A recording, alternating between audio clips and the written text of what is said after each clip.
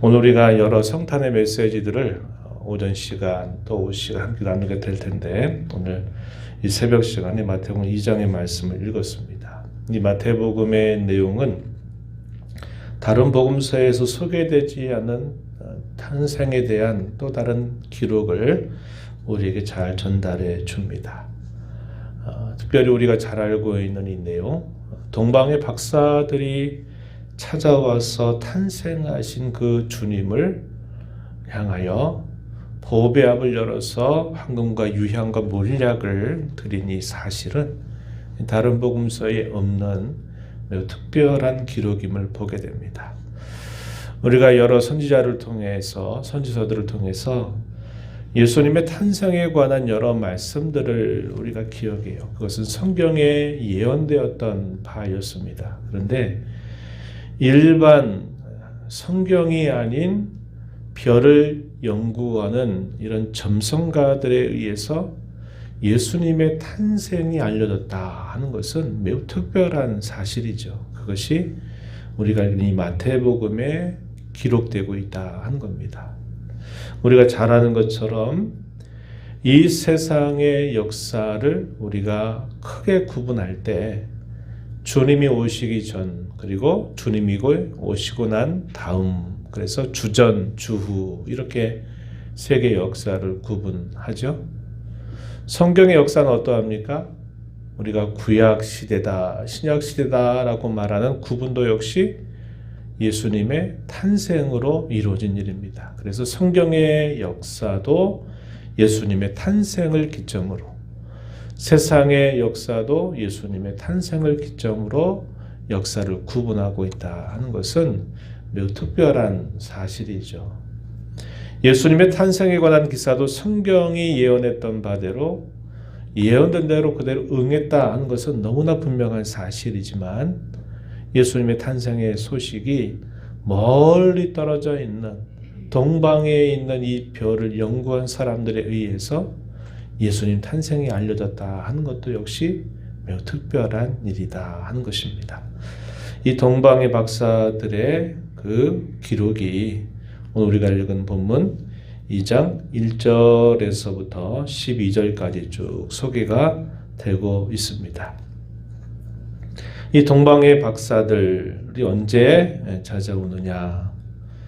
유대의 왕으로서는 헤롯 왕이 다스리고 있을 때 찾아오게 되고, 예수님은 바로 그때에 탄생하시게 되었다 하는 것을 우리에게 보여줍니다.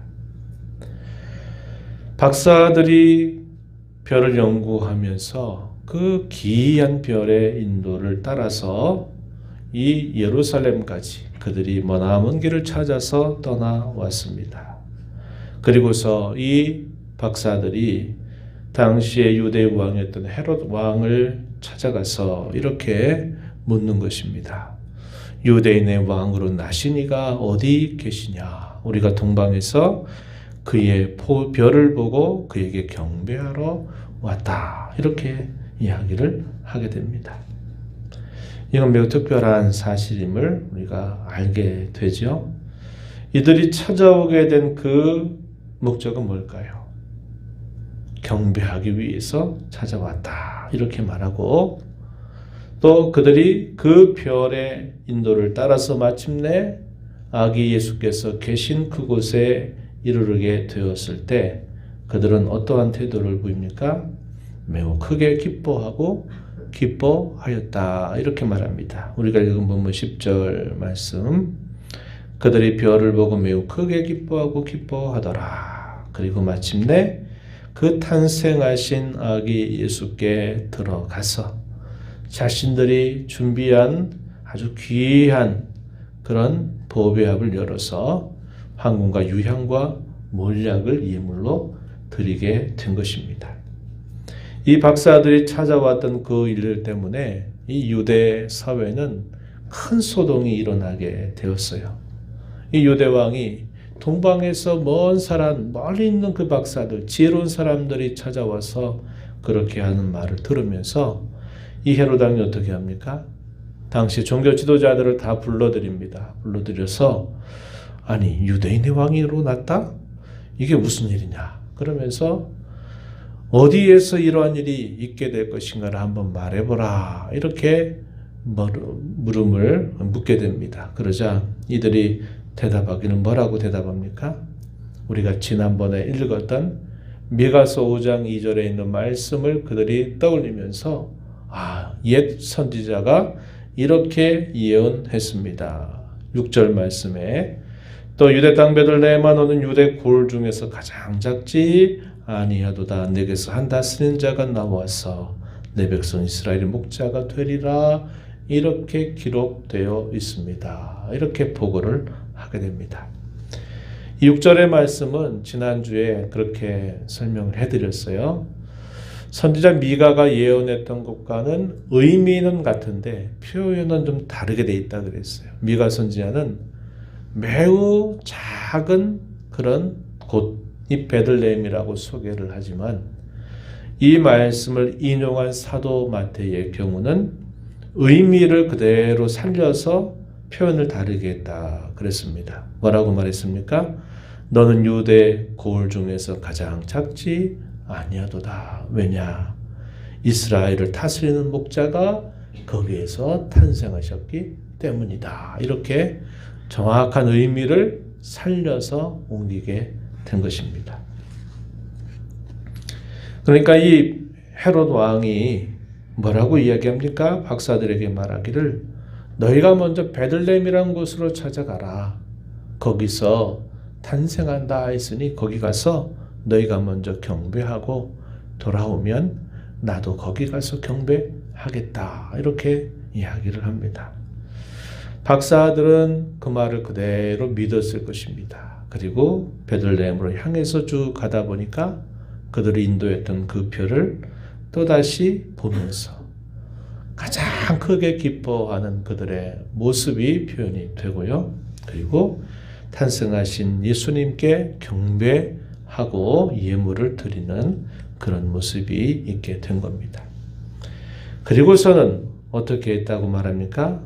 꿈속에서 박사들에게 알려주시기를 헤롯에게로 다시 돌아가지 마라. 이렇게 말합니다. 그래서 그 꿈속에서 그 말을 들은 대로 그들이 예수님께 경배를 드리고 난 다음에는 다른 길을 통해서 자신들이 찾아왔던 고국으로 돌아갔다. 이렇게 말합니다.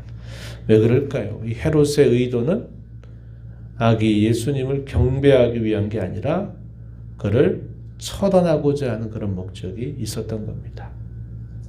성경리에 대해서 뭐라고 가르쳐 주냐면 요한계시록 12장에 보게 되면요. 사탄의 앞잡이 노릇을 하고 있었던 인물이 바로 이 헤롯입니다. 그래서 이 헤롯이 어떻게 합니까? 박사들이 찾아왔던 그 때를 기준으로 해서 2살 아래의 남자아이들은 다 죽이라고 하는 살인명령을 내리는 이 사악한 짓을 하게 된 것입니다.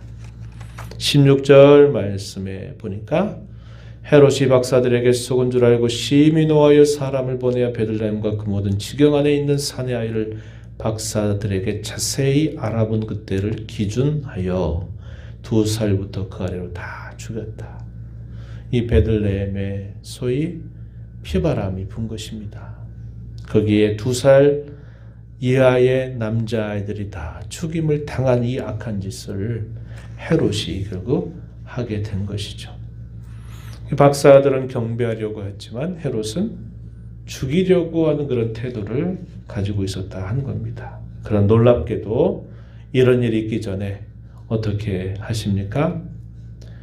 요셉에게 나타나서 애굽으로 피신해 있어라 하는 그런 명령을 받고서 이 베들레헴을 떠나서 밤에, 늦은 밤에 일찍이 요셉이 마리아와 그리고 탄생하신 예수를 데리고서 애굽 땅으로 머나먼 길을 향해서 도피를 하게 된 것이죠.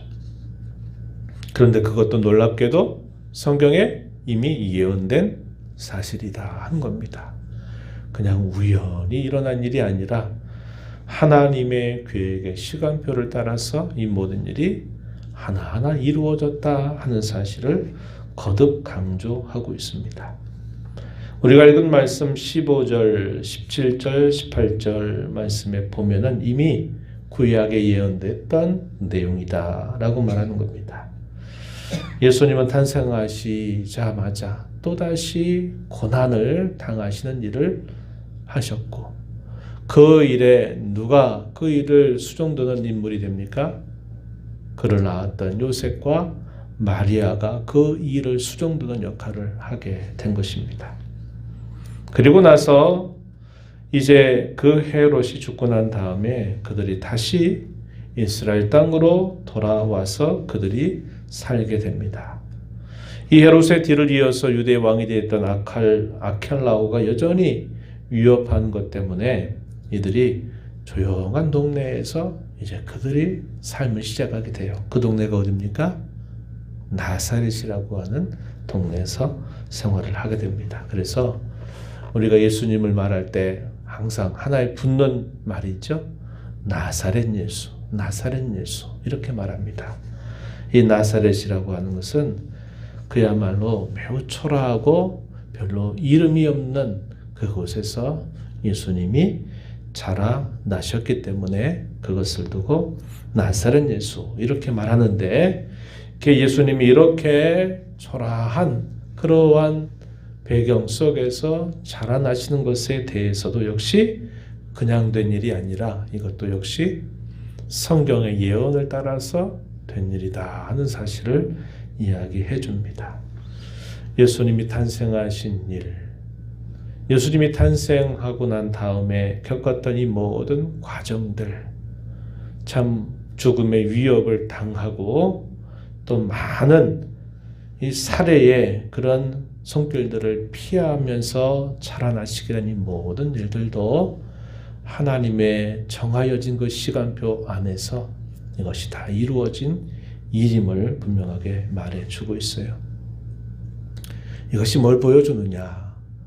사도 마태가 그가 이 복음서를 기록하게 될 때는 그 사건이 있을 때부터 기록한 게 아니에요. 언제 기록을 하냐면 대개 모든 복음서는 언제 기록이 되냐면 주후 약 한 50년, 빨라도 50년, 60년 이후에 복음서가 기록이 됩니다.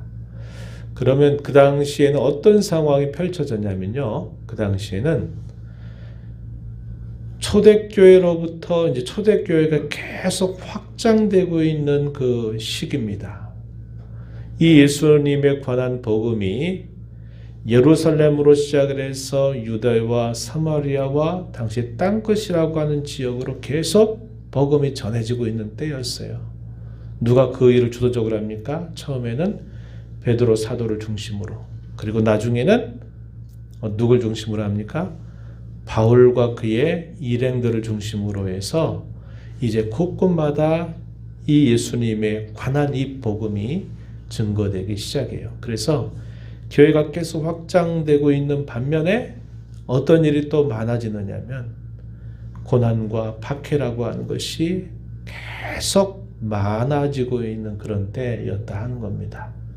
그래서 교회는 고난과 박해 속에서 오히려 더 성장하고 강해지는 일이 있었고, 물론 개중에는 그런 고난과 박해 때문에 그들이 다시 예전으로 돌아가는 그런 모습도 분명히 있었던 것입니다. 바로 그러한 고난과 박해의 시기에 사도 마태가 이 복음서를 기록을 한 거예요. 이 땅에 예수님이 탄생하셨던 그 일 때부터 우리 예수님은 이렇게 많은 고난 속에서 그의 생애를 시작하셨고, 그 고난을 수종들었던 요셉과 마리아는 생사를 걸고서 그 주의 사자의 지시하심을 받아서 머나먼 길을 왔다가 떠났다가 왔다가 하는 일들을 수종들면서 이 복음이 시작이 되었지, 이것을 회고하게 되는 것입니다.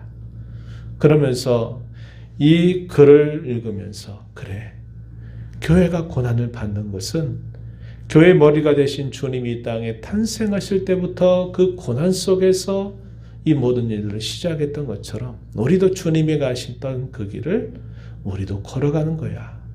이게 낯선 거 아니야. 이거 힘든 거 아니야. 이것은 마땅히 있는 일이야. 그러면서 교회가 그 고난을 이겨내고 감당하고 그 고난 속에서 오히려 그 생명력을 더 크게 발휘하게 되는 그런 결과가 있게 된 것을 우리가 보게 돼요.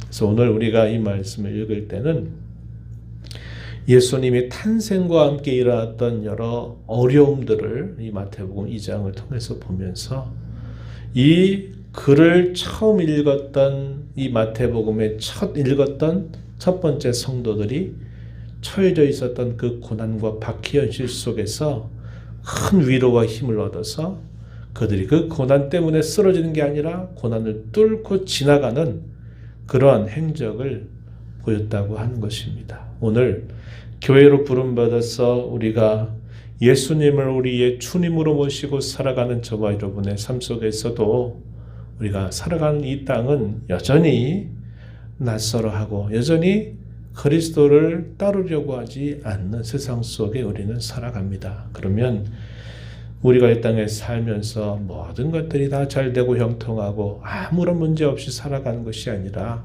우리가 이 땅에 존재하는 동안에는 주께서 앞서가셨던 그 고난의 걸음을 이렇게 혹은 저렇게 따라가는 것이 마땅한 일이다. 그것 때문에 연약하여 쓰러질 것이 아니라 그것을 뚫고서 이겨나가야만 된다. 그럼 그렇게 이기고 뚫고 나가는 그 길이 뭐냐? 그것은 요셉과 마리아가 잘 보여줬던 것처럼 생사를 건 순종을 하게 될 때 교회는 결코 그 고난으로 쓰러지지 않는다. 위기 때문에 교회가 쓰러지지 않는다. 이것을 우리에게 교훈해 주고 있다 하는 것입니다.